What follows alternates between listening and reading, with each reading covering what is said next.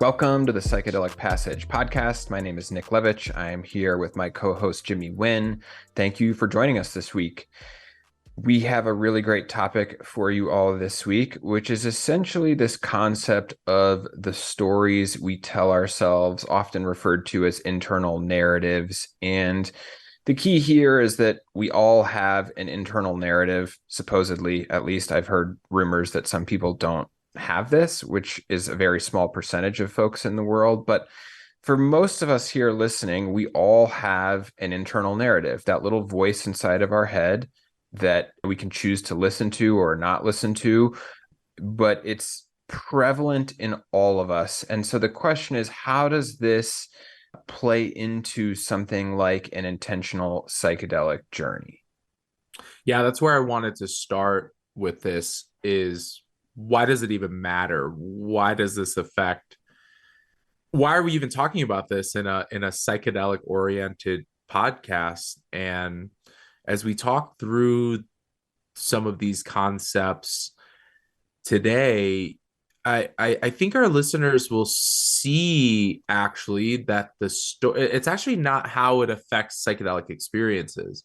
It's the fact that the narratives and stories actually affect the whole way that we perceive our lives and that we move through events and experiences. And so if you don't have awareness on your internal narratives, if you don't have awareness around how those are formulated and what goes into all of that, then you will likely stand to not get the most out of your psychedelic experiences, intentional psychedelic experiences. And so they're related, and we'll chat through them today because psychedelics stand at the center of all of these things: our emotions, our feelings, what we believe, the neuroscience like in our brains. And so it's actually really applicable when we're talking about these narratives and stories as it relates to intentional psychedelic work. Well, and I want to be clear that part of the relationship that exists here is that psychedelics help us transcend those narratives. Because eh, the fact of the matter is, a lot of people go through the world thinking that their thoughts are them, thinking that that internal narrative is them. Yeah. Rene Descartes, I think, therefore I am, which is limited. It's limited because if you're that means that you have to have linear thought enabled in order to exist. And I actually don't think that that's Yeah, I true. There's disagree. just so much more to it. And I think one of Yeah. the things that is interesting about psychedelics is that they expand our awareness to a point where it becomes clear that there is more to us as a human, as a soul, than just that internal narrative. But until you've had the experience of transcending it, it's very easy to think that that narrative is you, right?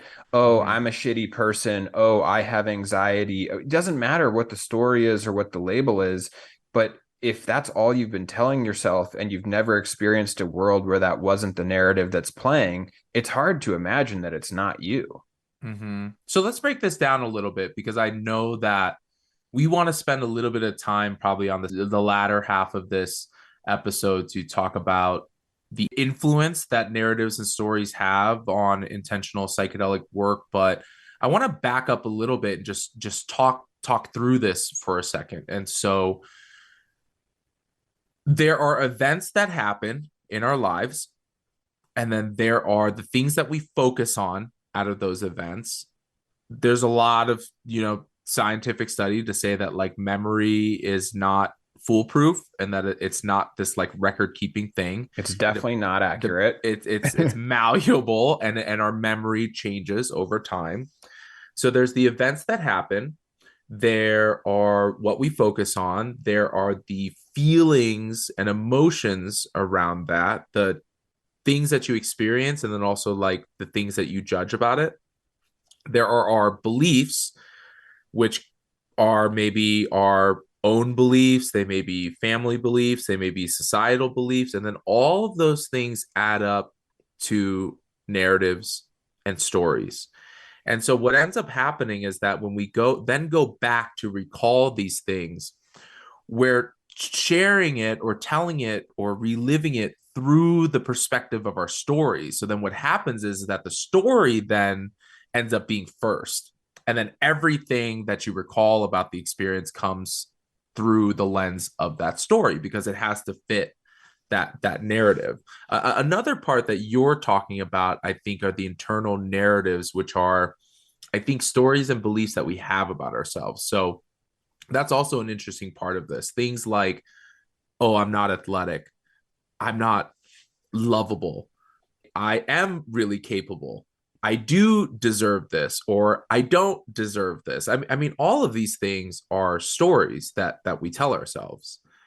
And those get accumulated over time. And so if you keep telling yourself the same story, or if somebody else tells you the same story over and over and over again, especially in your, early childhood, when the learning brain is still absorbing a lot of this information, then those become beliefs about ourselves.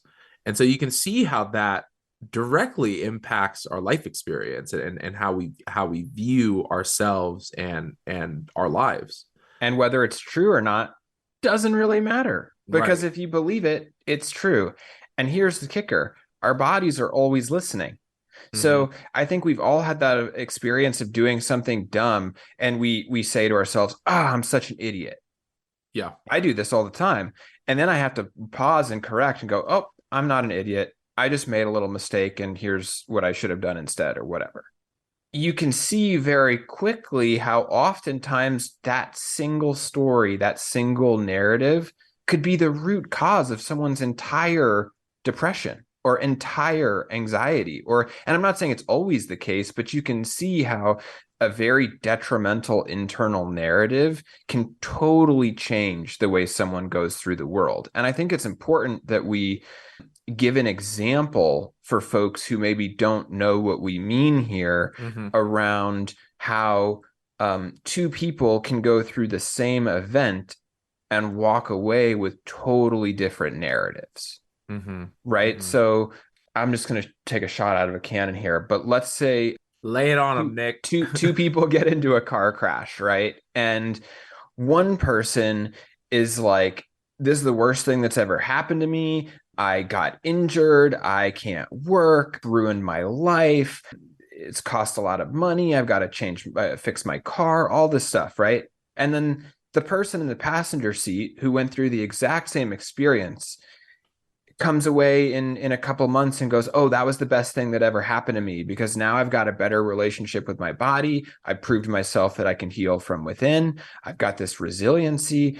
And so two different people walk away from the exact same event with totally different narratives. Yeah, the passenger might be like, thank God the seatbelt worked. Right. Thank goodness this car did its thing and protected me. Thank goodness there weren't other people involved or on the road. And so you can see how the narrative of the story, they typically line up with our just kind of general disposition anyways. Like if you're walking around in the world looking for the problems and the conflicts and issues. Look, I also acknowledge that in our society nowadays, there's a lot of problems, conflicts, and issues. But if you're going out looking for that, You'll find it. you're going to find it. And then you're going to have the narratives and stories that reinforce that. It's something interesting. I'm going to totally butcher this, but it's our something related to our reticular activation system, which Yeah, means that exactly. if we are looking for patterns and things, then we will find the patterns and things that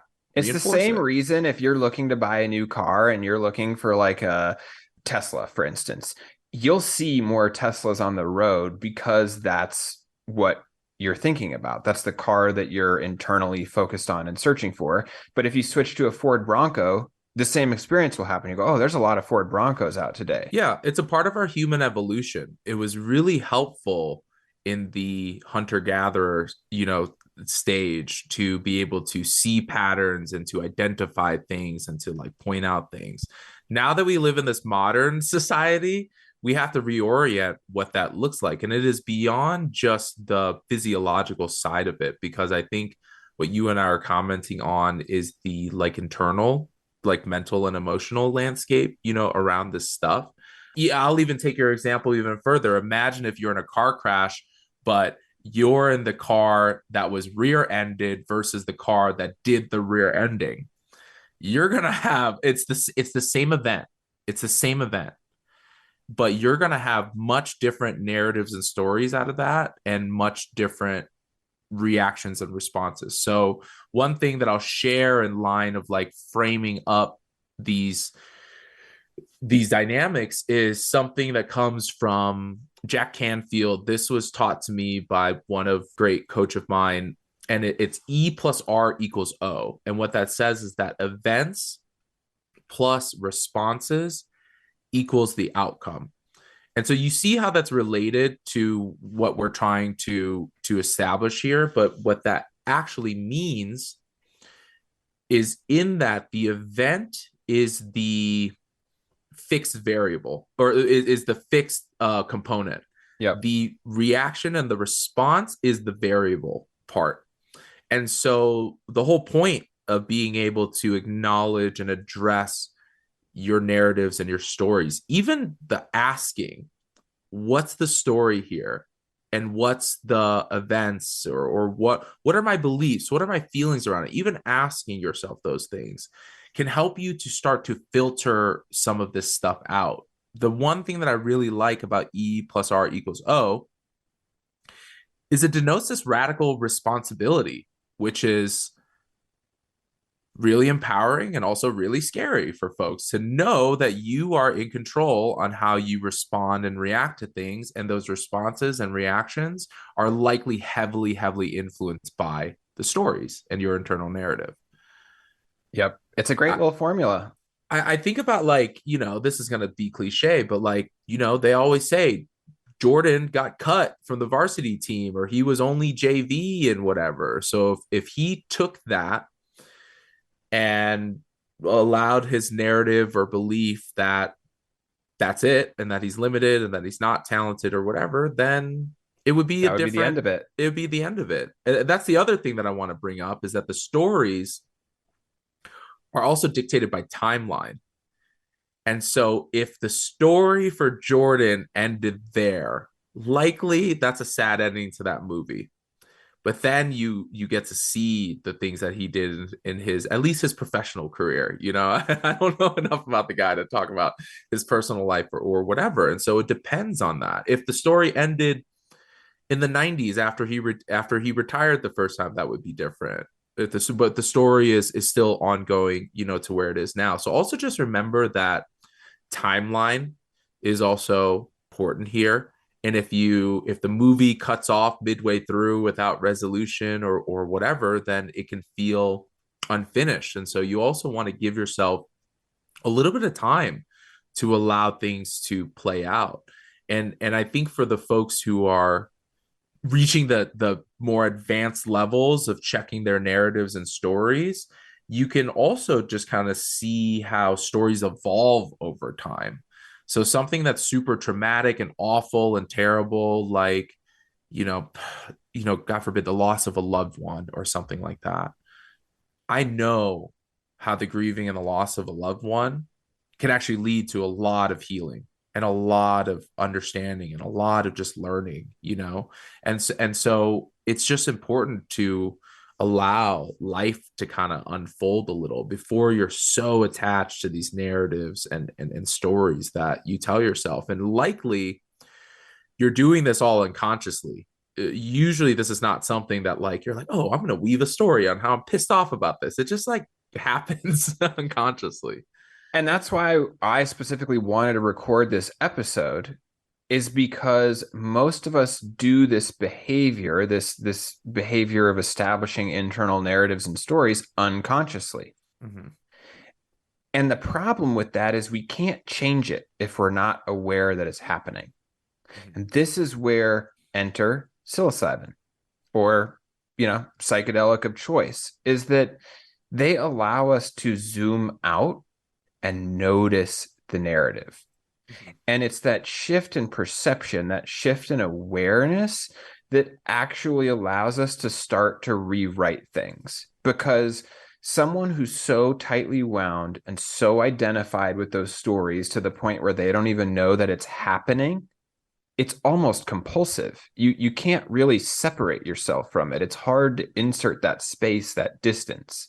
Mhm. But that temporary zoom out, that temporary shift in awareness that something like a psychedelic ceremony can provide, all of a sudden, your worldview has been expanded and you've seen it for what it is, Yeah. a I narrative that you yeah. can shift.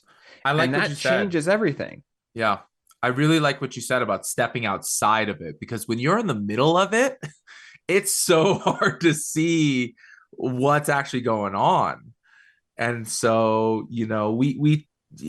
whether you look at this from a neurological perspective, a spiritual perspective, a physiological, perspective, but we're talking about being able to look at your habits and patterns and behaviors and internal narratives in a different light, in a different perspective. Yep. Yeah, and maybe it's not psilocybin for you. Totally fine. I But mean, meditation does the same thing, mm-hmm, right? You just start mm-hmm, to see things for what they are and you go, oh my God, I'm watching this narrative float by and I'm witnessing it. I'm yeah, not it. I'm just experiencing it happening. And so there's a lot of different ways to get here. If you want to do the meditation route, the breath work route, the sound healing route, the exercise route, whatever it is, but for some people, those really stubborn, persistent narratives, right? I'm not good enough. I'm not worthy. I'm not lovable. Those things, we all tend to carry some scrap of one of those around with us. And so the more we can become aware of when that narrative is playing a role in our day-to-day experience, the faster we can adjust it. Because yeah, here's the beauty of narratives. We can change them at any time. It takes just as much work to say and to think and to feel I'm a lucky person as it does to think I'm an unlucky person. And it's mm-hmm, kind of a self-fulfilling prophecy. And that's the really important part about these stories is that whether or not you believe them or not, they tend to be self-fulfilling. mm-hmm, mm-hmm. Yeah, well, something that, as you were sharing, something that comes up for me is having this conversation a long time ago with somebody who is much much smarter than I, and they were talking about the way that we address emotions and feelings. Two things come up for me. One is that out of the 1,000 plus words to describe emotions and feelings in North American English, we typically use about 15 to 20 of them. And then in addition to that, when the way that we say an emotion has identity baked into it. So I am angry. Mm. I am sad. As I opposed to am I feel right. anger, I feel And sadness. so it's already baked in there. Like it's Right. already baked in that you're identifying as this emotion or as, this feeling. And so talk about that self-fulfilling prophecy. Like if you wake up and you're like, today's going to be a bad day, or I'm frustrated or I'm angry about this thing, likely you're going to again find those patterns and those reasons and those excuses to be that feeling and emotion. And I also just want to asterisk that to say that this is not about overriding the things that you feel. If you are feeling angry or frustrated or in love or happy or elated, for sure express every color of your rainbow. I am here to support you. What we are saying, though, is that there are usually some internal narratives and stories that are a part of it. So, some of the major ones that I see that are the most destructive, especially for people seeking a psychedelic experience, I'll just list off a couple. I'm broken. I'm a lost cause. This is my Hail Mary. I've tried everything, and this is my last resort. And I can go on and on and on, but you can see how that would directly affect the potential outcome of your experience. And so a lot of the questions that Nick and I ask folks when we're getting to know them or whatnot and exploring, potential facilitation relationship is like, do you believe that change is possible? Do you believe that you have the internal tools? What if the psychedelic experience isn't meeting your quote unquote expectation? Do you believe that there's a process, beyond this, or that there's opportunity, or that there's something to be gained even from challenging and difficult and overwhelming experiences? So you got to check yourself with those things before you even move into the ceremonial space. Don't rely on just the medicine or the psychedelic substance or compound to allow you to step outside of those narratives. The more that you can do this leading up to ceremony, I will guarantee that it will positively benefit you in some way. I'm not going to say how, I'm not going to say when, but I just know time and time again that when folks get real clear on what's the narrative, what's the truth for me here, what's the event that happened, what's my belief, what's my emotion around this? Oh, has this narrative been a thing that I've been telling myself? When did I start telling myself that? Oh, is this from when I had a traumatic event when I was a kid and that was something that I told myself? Is this something that my parents told me, or is this something that a teacher told me one time? So just even asking yourself those questions can go a really, really long way of just dissecting what's a story, what's an internal narrative versus the events that are actually happening in that situation. Super well stated. Beautiful. And that internal inquisitive exploration process really helps bring some of this to light. And so you've touched on this, but this starts in prep. We start this process the second you've committed to a psychedelic experience. And then during the experience, oftentimes there's this firsthand direct experience of transcending the whole thing, of stepping outside of it, of seeing things as they are without the story, without the narrative. And that's a beautiful thing because Pandora doesn't go back in the box. Once you've become aware of it, you can't become unaware of it afterwards. And so that's the beauty of the ceremony itself, is that oftentimes we become aware of these things that you just can't unsee afterwards. And then that brings us to the integration side of the arc here. This is where I tend to see people get a little bit hung up, because you still have to practice flexing that muscle of awareness. It's so easy after the ceremony. You have a couple weeks of afterglow, you're feeling good, and 14 days later, whatever it is, you go, oh, I'm feeling depressed. I'm just feeling depressed this morning. Now, there's nothing inherently wrong with feeling depressed. We all feel it. It's part of the human range of emotion. The problem is when you attach a story to it. And so we as humans are really interesting in that when we're feeling any emotion, but particularly the emotions that are less than savory, the first thing we want to do is go, why? Why? And the fastest way to answer that is with a story. Mm-hmm. So I'm depressed. Okay, why am I depressed? Oh, maybe it's because I'm going backwards. That's a story. Maybe it's because I'm not good enough. That's a story. Maybe it's because the mushrooms didn't work. That's a story. And the true answer is, oftentimes we don't even know. We're just feeling something.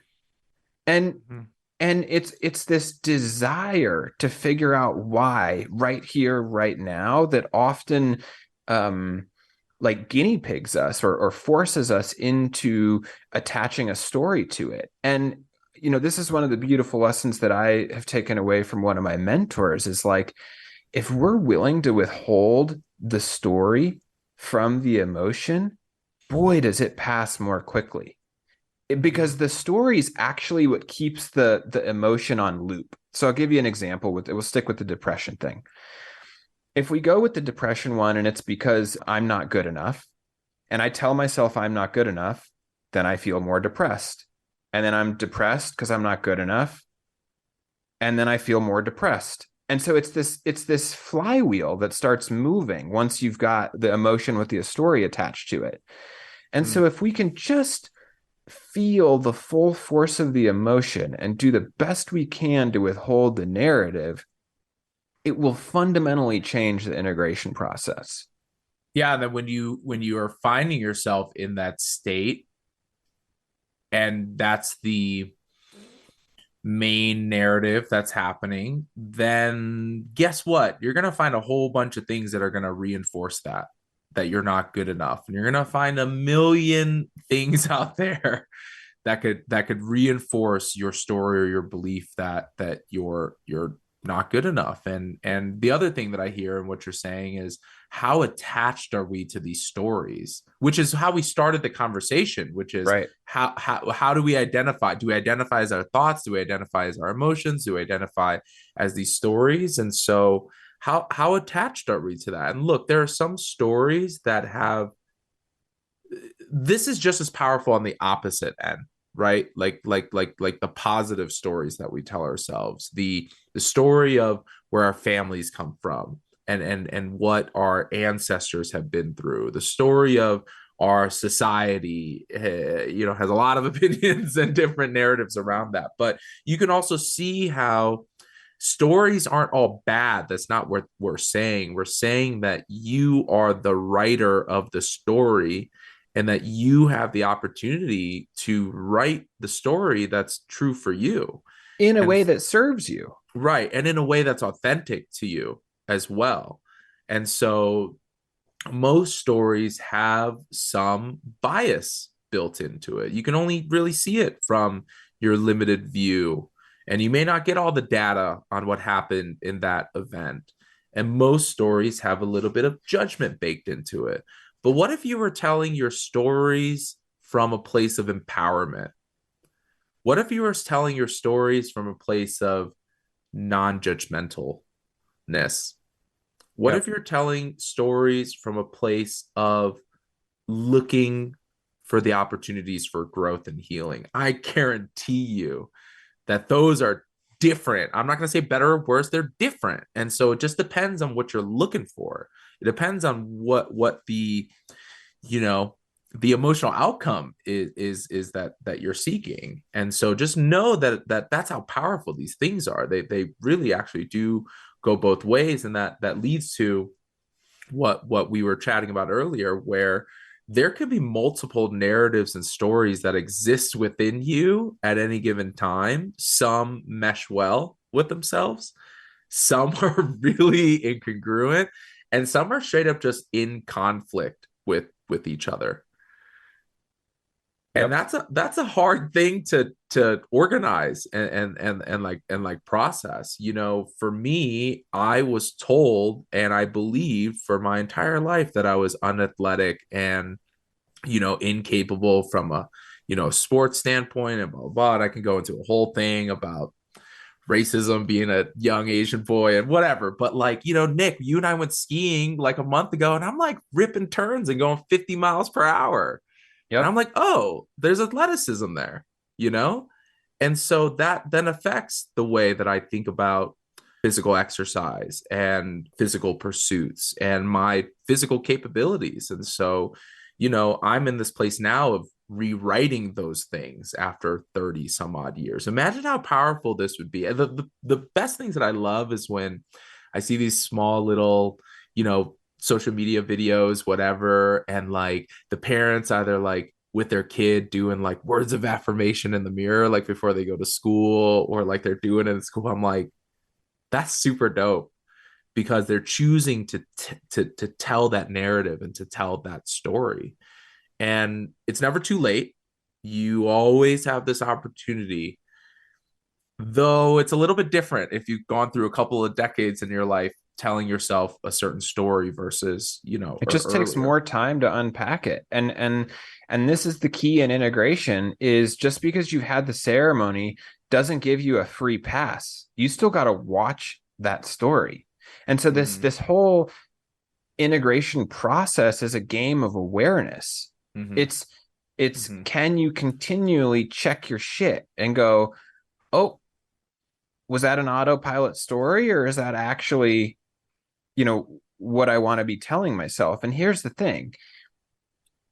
we can't control our thoughts. So sometimes those stories just go, Mm-hmm. but we can control whether we listen to them or not. And so Ram Dass says this beautifully. He always says, when you come back from a journey, all your neuroses will still be there. You Mm-hmm. just get to choose whether you listen to them or not, whether you Mm-hmm. act on them or not. And Mm-hmm. that's the freedom that we all seek. Mm-hmm. And so, and so this is why, to me, this concept of stories is so important as it relates to psychedelics, is because the psychedelic is the tool that allows us to transcend them, but then we still have to live the rest of our lives minding our mind, Mm-hmm. paying extra attention to those stories at play. Yeah. And that happens live and in real time. You Yep. can't just be like, oh, I identified all of my stories, so I'm good now. Well, guess what? You're going to be building new stories in every waking, well, probably waking or sleeping moment, of your life. And so I really like what you're saying. And that reminds me of our episode about like what the work actually is, Exactly. after ceremony. And this requires active and ongoing participation. And so you may not be ready for that. You may be ready for it. You may prioritize this as the most important thing. You may not. Hey, power of choice. You do you. But I will share with you that if for anybody who's moving into a psychedelic experience for any type of personal growth, regardless of how you define, regardless of the story that you put around it and how you define your personal growth, you got to be ready to roll your sleeves up and go the whole way, because this process just doesn't stop. Like you can't just go through it and then be like, I'm good now. Turn it off for a little Well, you while. can, but you want to Sure. know what goes out the window? Internal integrity. And if you're not Mm-hmm. sure what that is, go back to our Yeah. episode list and listen to that one, because Uh-huh. it's like you're lying to yourself at a certain Mm-hmm. point. And Mm-hmm. that has a whole host of repercussions if we go down that road. And Yeah. so the key here is that you cannot control everything, but the one thing you have full autonomy over is that story. And so write yourself one that's important to you, that's meaningful, that serves you, that helps you heal and grow and evolve into the person you want to, become. Yeah.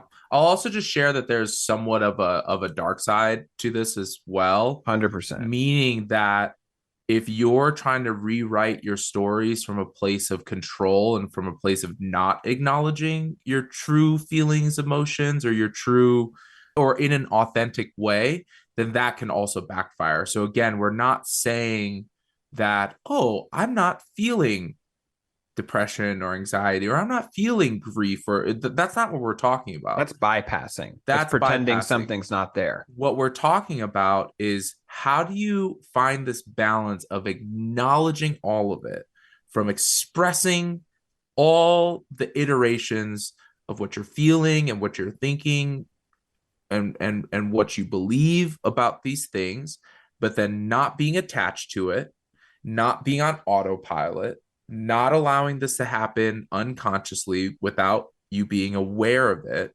And then how do you reframe the story while still feeling what you're feeling in a way that serves the highest and truest you? And so if you are, I'll use the grief thing because it's just coming up for me. You're kind of leaning on the depression one. I'm kind of leaning on the grief one. And so one narrative that I have refixed in my life around grieving the loss of loved ones is that the grief is actually a sign that our relationship mattered, that I care about them, and that I miss them when they're gone. And then I still feel all the stuff, I still feel all the pain, I still feel all the things. But before, when I was thinking about grief, I was like, why is this happening to me? Why am I suffering? Why did they inflict this pain on me? And then that turns into anger and all this stuff. And then now I'm like, oh, actually, this grieving is my way of honoring that relationship. So you can just see how powerful that has on something And you still so, have the grief, but oh it my changes goodness. your Yeah. whole outlook, and it removes that flywheel that we were talking about. Mm-hmm. Because when you're in Mm-hmm. victim mode and you're feeling grief, ooh, is that Oh self-perpetuating? man. Oh yeah. Yeah. Especially then when you have 15 different stories and narratives smacking you up in the face about, all that, Lord knows. So I feel like, I feel like we've gone deep enough, I think, in our conversation here. This is obviously a nuanced topic, and we hope that we've delivered this to you in a way that not only makes sense, I think, theoretically, but in a way where you're like, I can maybe take this conversation and apply it in some way in your life. Practicality Yeah. is what we're going for here. It's not about any one particular belief system or lens of looking through life. It's just, it's practical. Like, we all have this mechanism, or most of us at least have this mechanism that exists. And the question is, how do we work with it? Mm-hmm. And that's what this episode is about, is recognizing that this dynamic exists and then relearning how to work with it, because we're not taught that.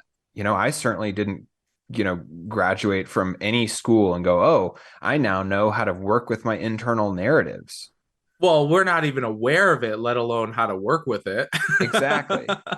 And so that's part of the reason that I wanted to record this episode, is because people fall into one of these two camps. Either they're not even aware that it's happening, or they're aware it's happening, but they have no framework to What do I use do to about engage it? with it. Exactly. Yeah. Mm-hmm. Mm-hmm. Hopefully this helps all of you. Is there anything else that you want to add, Jimmy? I'll just express again that you're much more empowered than you think you are. That's kind of the crux of this whole thing. We can talk all day about stories and how they affect us, but if we can't do anything about it, then kind of a moot point. And so I just want to acknowledge the sovereignty and the power and the capability of everybody who's listening to this. And this is my direct prod for you. If anybody's listening to what I just said and feeling that's not true, or that's not so on and so forth, well, then I'll just check you to say you just told yourself a story there. And so just really, really dive into your capability. And Everybody's capable. if you fall into that category, it's okay. It's a sign that you can start to engage in an activity that starts to increase your awareness around those stories. And so if you feel that way that Jimmy just described, perhaps that's a sign to try meditation, try some breath work, try whatever kind of modality works for you. It does not have to be psychedelics.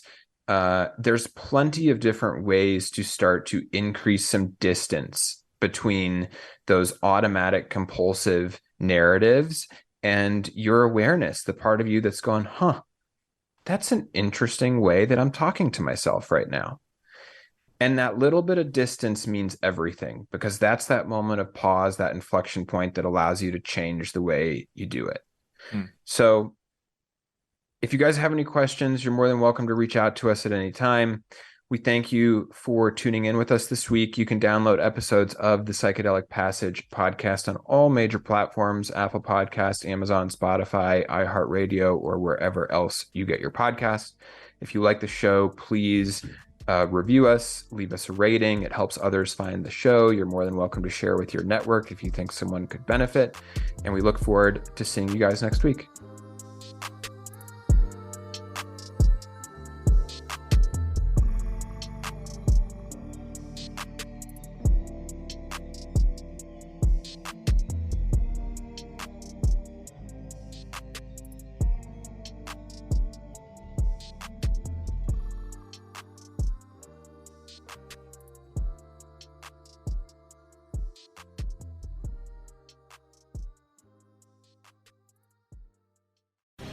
The opinions expressed on this CannabisRadio.com program are those of the guests and hosts and do not necessarily reflect those of the staff and management of CannabisRadio.com.